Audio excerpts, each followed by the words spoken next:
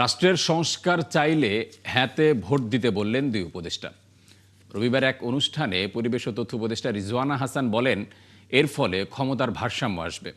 অন্যদিকে স্থানীয় সরকার উপদেষ্টা আদিলুর রহমানের অভিমত, আয়নাঘরের পুনরাবৃত্তি না চাইলে হ্যাঁ ভোট দিতে হবে। ঢাকা উত্তর সিটি নাগরিক পদক প্রদান অনুষ্ঠানে এসব বলেন তারা। জানাচ্ছেন সুমনা সুমি।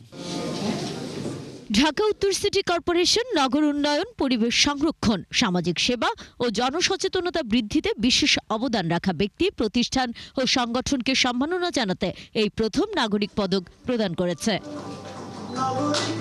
বিভিন্ন সামাজিক কাজের জন্য ৮ ক্যাটাগরিতে ১০ জন ব্যক্তি ও প্রতিষ্ঠানকে পদক দেওয়া হয়। আমি চাচ্ছিলাম যে আমার আশেপাশে যত শিশু বা ছেলেমেয়েরা আছে তারা যেন এই কষ্টগুলো না করে, সেই ক্ষেত্রে তাদের কষ্টগুলো কমিয়ে আনার জন্য আমার এই উদ্যোগ ছিল।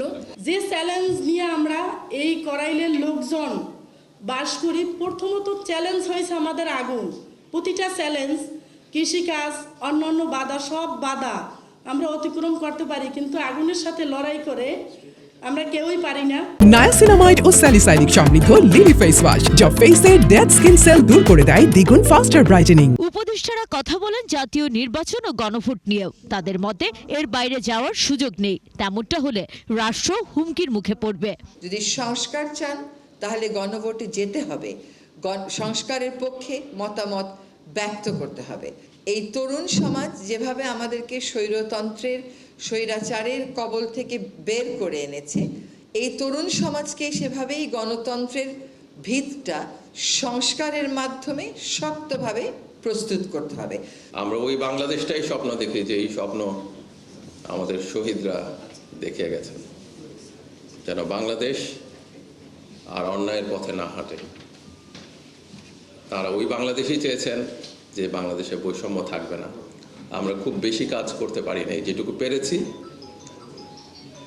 সেই কাজটা যেন স্থায়ী করতে পারি।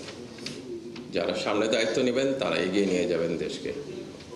আধিপত্যবাদের কাছে আর বাংলাদেশ কখনো মাথা নত করবে না। অনুষ্ঠানে আরও অংশ নেন শিক্ষাবিদ সলিমুল্লাহ খান। তার অভিযোগ, রাষ্ট্র বুদ্ধিজীবীদের মূল্যায়ন করছে না, যা ভবিষ্যতের জন্য ক্ষতির কারণ।